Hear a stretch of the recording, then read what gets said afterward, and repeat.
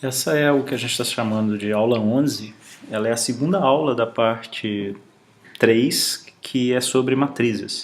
Então nós vimos no programa aula 11A, a gente viu como é possível entrar automaticamente com esses valores, o programa já entrar com os valores, como está aqui, entrar com os preços dos ingredientes e calcular então a partir de cada quantidade, de cada ingrediente, de cada produto, calcular o valor total do produto.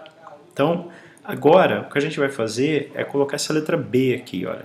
Permita que o usuário entre com o novo produto e quantidade de cada ingrediente. Ou seja, eu já não tenho mais essa planilha. O usuário vai ter que informar essa quantidade de ingredientes para cada produto que ele quiser acrescentar. E ele vai poder ir acrescentar novos produtos, ficar acrescentando novos produtos. Então isso aqui não vai existir. Né? Eu tenho a tabela de ingredientes, dos preços dos ingredientes, que é essa tabela que chama ingred. E o que eu vou ter que fazer? Eu vou ter que fazer um while que vai ter que perguntar assim, ó, novo, por exemplo, é igual a S ou novo é igual a S maiúsculo.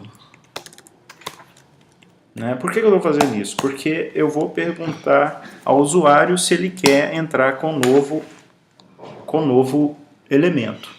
E se ele quiser entrar com um novo elemento, eu tenho que permitir ele entrar com os valores. Então, eu tenho que iniciar essa variável novo aqui com esse S, que o S maiúsculo ou minúsculo, que é para ele entrar nesse while, e ele pedir para o usuário entrar com os valores do primeiro elemento. Então, eu vou colocar um contador de elementos. Necessariamente tem que ter primeiro 1. Estou colocando QTDE aqui igual a 1. Ele vai ter que entrar pelo menos com o primeiro elemento. Eu estou colocando isso como uma premissa do problema. Ele tem que fazer isso. Então ele não é perguntado primeiro se ele quer um novo ingrediente. Ele já é solicitado entrar com o primeiro ingrediente. Então dentro desse while, né, ele vai entrar porque novo foi inicializado com S e ele testa se novo é igual a S, é igual a S maiúsculo, minúsculo, né, no caso, está aqui minúsculo. Então ele vai fazer o seguinte, a planilha de produtos de índice, o que? Novo. Qual linha estou falando? Da linha QTDE, aliás. Da linha QTDE e o elemento 1 vai ser igual ao que? A input, valor do ingrediente 1, 2 pontos. O usuário vai entrar aqui com o valor e ele vai ser guardado aonde? Em produtos, na linha QTDE, que começa em 1, e coluna 1. A mesma coisa vai acontecer para todos os outros 3 produtos.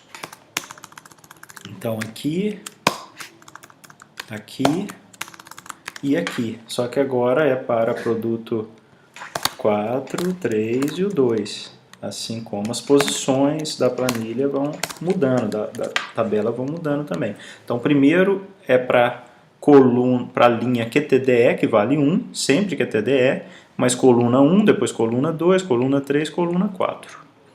Então, ao final disso aqui, eu tenho que fazer o quê? Novo recebe... Não, eu vou fazer isso, eu vou fazer assim, ó. Vou inicializar novo com 0, e aqui dentro, se ele entrar, é porque já mudou o valor de novo. Então, novo é igual a novo mais 1. Não é novo, é QTDE. QTDE é igual a QTDE mais 1, tá aqui. Então, eu já estou falando, na primeira vez aqui, ó, esse QTDE vale 1. Então, eu estou falando sempre da primeira linha. Quando ele entrar de novo, ele vai perguntar, agora sim é o novo, ó. Novo é igual a input. Deseja entrar com novo produto? Vou colocar assim, ó, S barra N, para ele informar sim ou não. Ele vai ter que entender. Aí eu coloco aqui, vírgula, string, E aí o que ele entrar vai valer uma string, porque o S é uma string. Então ele vai, dessa forma que eu estou fazendo, ele vai entrar com a quantidade de ingredientes e aqui na frente ele já vai automaticamente imprimir todos os preços dos ingredientes. Agora, ele vai ter quantas linhas, quantos produtos foram entrados. O usuário vai informando quantos ele quiser. Então não são mais 3 produtos como era antes. Quem está guardando essa quantidade? É a variável QTDE. Então aqui não é mais 3, é QTDE. Eu vou dar um disp aqui, só para a gente ver, só para a gente ver o resultado. Eu vou imprimir produtos, para a gente ver que os valores foram colocados dentro da matriz produtos. E aí ele vai percorrer aqui com a TDE, né, fazendo as somas, imprimindo os valores. Vamos lá ver se deu certo. Valor do ingrediente 1. Na verdade não é valor, é quantidade. Eu vou dar um Ctrl C aqui e vou colocar QTDE para todos eles. Quantidade. Não é o valor, porque o valor já está dado pela tabela de ingredientes, pelo vetor de ingredientes. Então vamos lá. Vou mudar de novo. Quantidade de ingrediente 1, 2, 2, 2 e 2. Opa! Ele não permitiu esse string aqui, porque faltou colocar entre aspas. Então, vamos lá ver de novo. Então vamos lá, 2, 2, 2 e 2. Deseja entrar com o novo produto? Sim. De novo, agora é 3. Sim. 4. Todos eles estou colocando a mesma quantidade, só para a gente testar. Mais um, vou entrar com 4 produtos. 1. Agora não. Pronto. Ele me imprimiu a planilha, só para eu ver se eu entreguei os valores certos. Quer dizer, para a primeira linha, ou seja, para o primeiro produto, todos os valores foi 2, tá vendo? Para o segundo foi 3, para o terceiro foi 4 e para o quarto foi 1. Como está entrado aqui, ele entrou certo com a planilha. Imprimir é sempre bom para a gente ver se os valores estão sendo entrados corretamente. E aí depois ele fez os cálculos. O valor do produto 1 é 3,6, ou seja, 2 vezes 0,20, mais 2 vezes 0,30, mais 2 vezes 0,50, mais 2 vezes 0,80. Dá 3,6. Depois 3 vezes cada coisa, 5,4. 4 vezes cada coisa, 7,2. E uma vez cada coisa, 1,8, que é a soma de cada um aqui, que realmente dá 1,8. Então, agora eu posso entrar com quantos produtos eu quiser. Né? Esse while está me perguntando se eu quero entrar com um novo produto. Se eu quiser, eu já mudo a quantidade, que antes era 0. Já passa a fazer a quantidade 1. E então eu estou falando da linha 1. E eu vou entrar primeiro com a primeira coluna da linha 1, depois com a segunda, com a terceira e a quarta, porque elas vão guardando as quantidades de cada um dos ingredientes. Ao final, eu simplesmente imprimi aqui, mas não precisa, eu imprimi só para eu ver se eu estava entrando corretamente com os dados aqui em cima. E depois vem o for, que vai andar por todas as linhas. Quantas linhas eu tenho? QTDE, que foi sendo somado aqui, ó, é um somatório. E a soma é inicializada, eu ando por todas as colunas daquela linha, fazendo a soma dos valores dos produtos, que é multiplicado, respectivamente, né, pelo valor daquele ingrediente lá do vetor de ingrediente. Né? Então, uma linha da tabela vai sendo multiplicada pelo vetor de ingredientes e imprimindo o total aqui embaixo. Ok? Então, esse foi o aula 11B, né? Esse é um anexo da aula 11, onde a gente está fazendo algumas alterações em cima do programa que a gente já usou para aprender a manipular matrizes. Agora a gente permitiu que a entrada fosse informada pelo usuário e não mais pelo programador, como aconteceu no aula 11A, onde os dados já estavam pré-definidos. Então o programador escreve, declara os valores, como acontece aqui. Olha. Né? Nesse caso desse programa, aula 11B, o usuário vai informar quantos valores ele quer. Quantas linhas ele quer, na verdade. Né? Já sabe-se que são 4 colunas, por isso eu fui de 1 até 4. Se ele pudesse informar também a quantidade de colunas, eu já ia ter que mudar isso daqui. Eu ia ter que fazer um for aqui dentro do while, que é para ir para essa quantidade exata de colunas. Né? Aí é um outro problema. Bem, então eu vou salvar como agora. Nós vamos fazer mais uma modificação. Então esse aqui vai ser o C. E eu vou colocar a letra C aqui, olha. O que vai ser a letra C? Vai ser o seguinte.